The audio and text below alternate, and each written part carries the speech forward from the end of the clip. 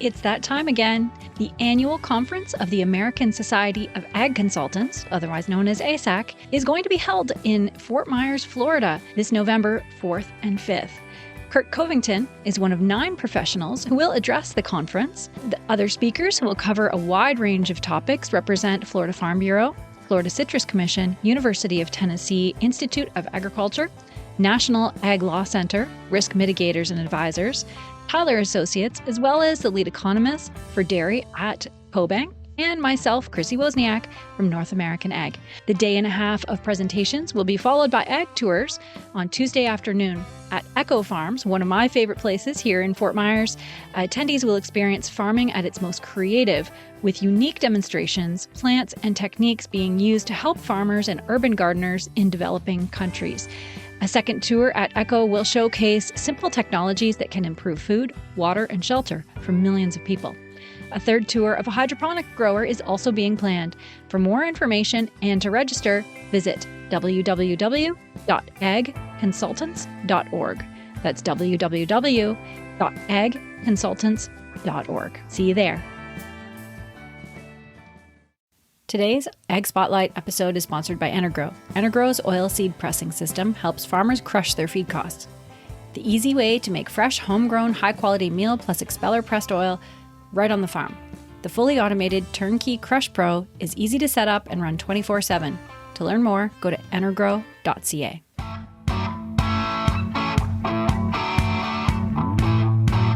Hi, and welcome to the North American Ag Spotlight. I'm Chrissy Wozniak. My guest today is a longtime thought leader in the dairy community. He's former owner and manager of a 1,200 cow dairy and inventor of Shredlage, corn silage processing technology that he sold to CLAAS. And now he's currently the dairy account manager at Zinpro. From the dairy state of Wisconsin, I'd like to welcome Roger Olson. Welcome, Roger, and thanks so much for being here. Good morning. So I met you through Dr. Don Hoglund this year at the World Dairy Expo, and it was great to talk to you there. First of all, what is your background? As your intro said, my wife Jody and I used to milk 1,200 cows in northwest Minnesota, and I've been involved with either owning or managing cows or nutrition or a little bit of machinery work for 35 years, either Wisconsin or Minnesota. Wow, that's great. Yeah, that's a dairy-rich background for sure. Yes, all I know. So could you tell me a little bit about Zinpro, where the company came from? Yes, actually this year, the Zinpro is 50 years old, and it started by the Anderson family 50 years ago by an idea that Mr. Anderson had, and it progressed to a multi-country corporation that does business in 72 countries, I believe. Wow. And we do all species, predominantly, mostly cattle, dairy and feedlot, and swine, avian, aqua, and pet, actually. Great. And what is the impact of managing trace minerals for producers? How does it affect their cattle and the bottom line?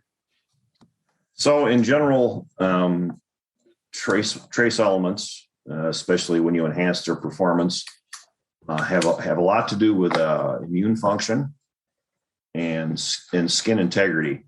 And I spend a fair amount of my time dealing with hoof health.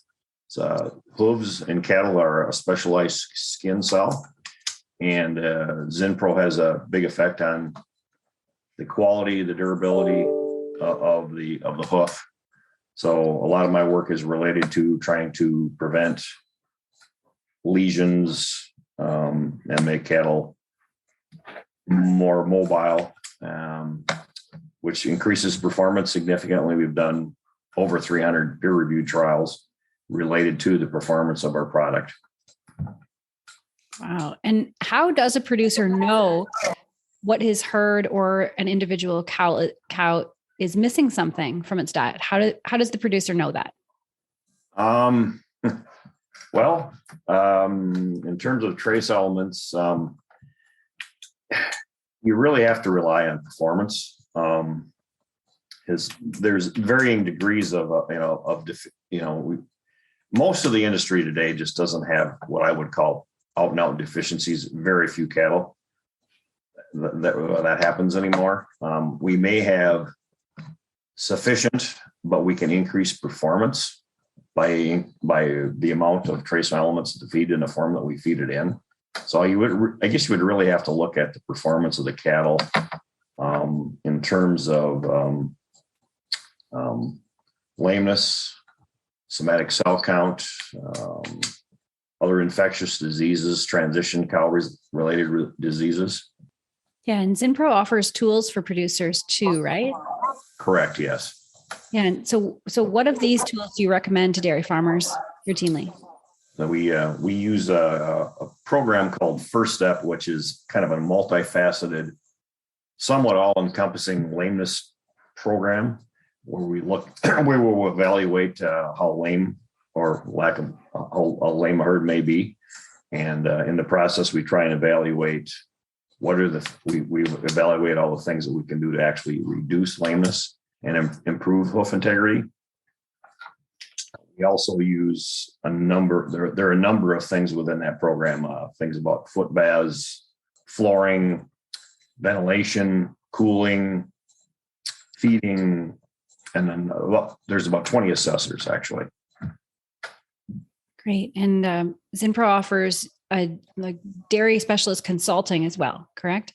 Correct. Yes, there are a number of account managers across the world, and there are a number of research and nutritional services representatives in the organization that actually do research, and some of them specialize in transferring the research knowledge out in the country. And then there's a number of people that are like myself, where we're actually on dairy farms all day, every day. Wow. On performance, et cetera. Wow. So are you seeing any trends in the industry that farmers should be paying attention to right now? Seasonal basis, this time of the year is always rough for lesions within feet. Cows, when they're hot, they stand up. When they stand up, they tend to have more lesions that develop. And usually it takes about 45 to 60 days for a lesion to develop within the confines of a hoof.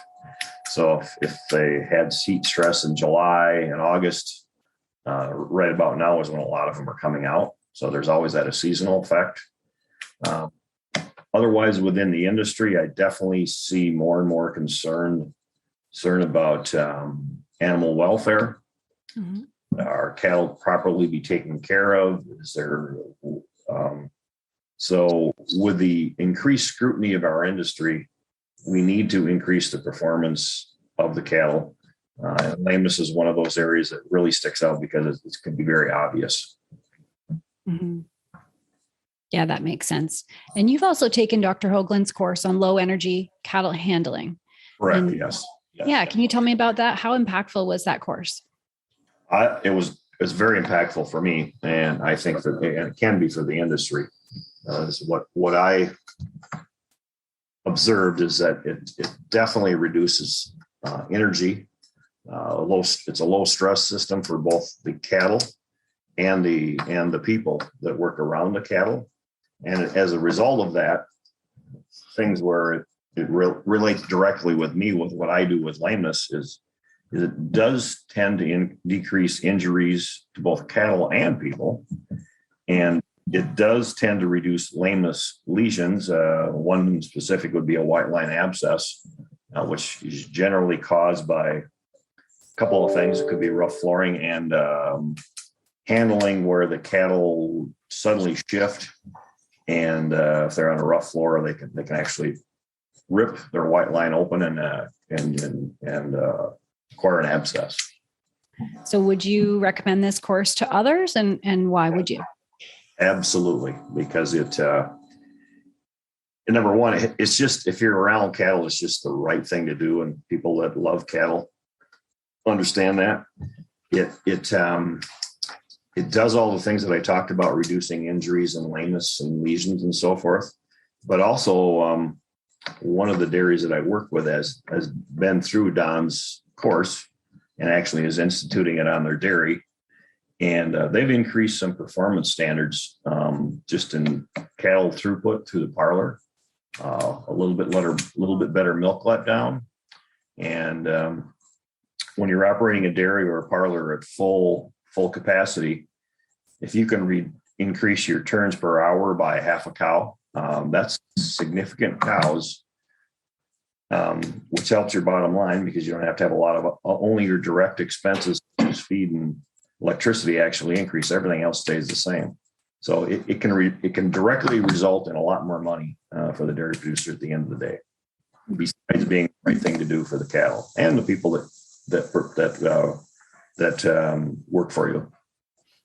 Yeah, that's a great point. And I know a lot of workers on dairy farms come from a non-farming background, have never been around dairy cows before.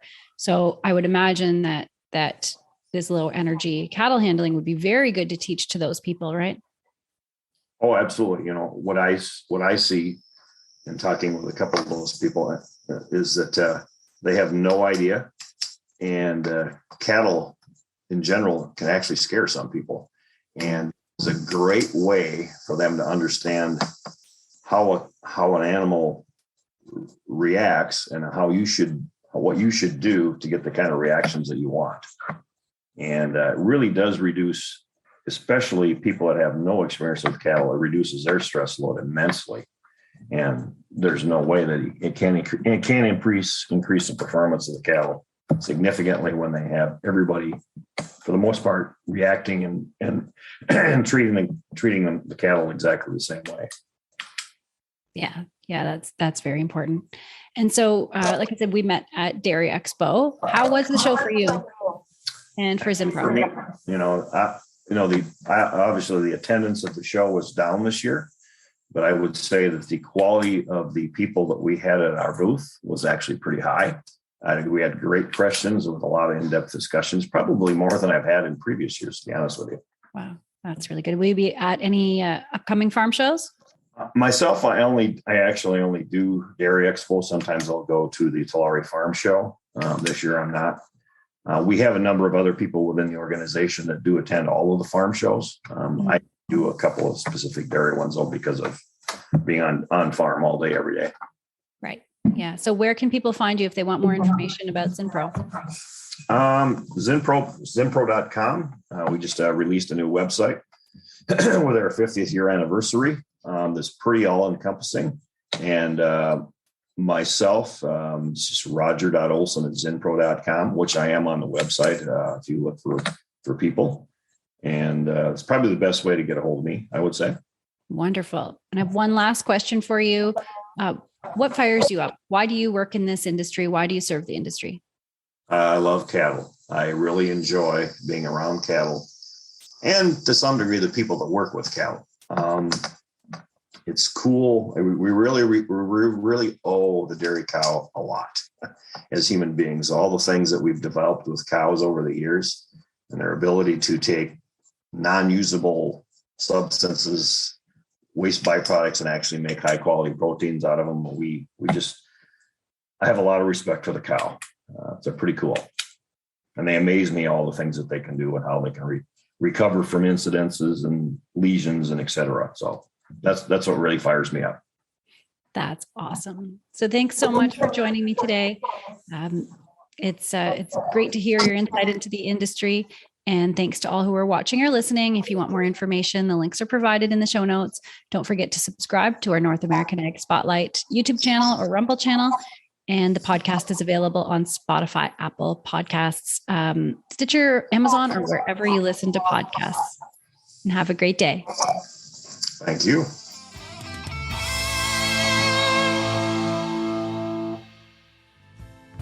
Thanks so much for listening to today's Ag Spotlight episode, where we put the spotlight on people and companies doing great things for the agricultural industry. Don't forget to subscribe on Apple, Amazon, Spotify, Stitcher, or on your favorite podcasting platform, and give us a 5-star review. You can also follow us on YouTube and Rumble to see the video version of Ag Spotlight. Also, head on over to NorthAmericanAg.com to subscribe to our Industry Connect update newsletter. If you're interested in advertising opportunities, email us at connect@NorthAmericanAg.com. Thanks for listening.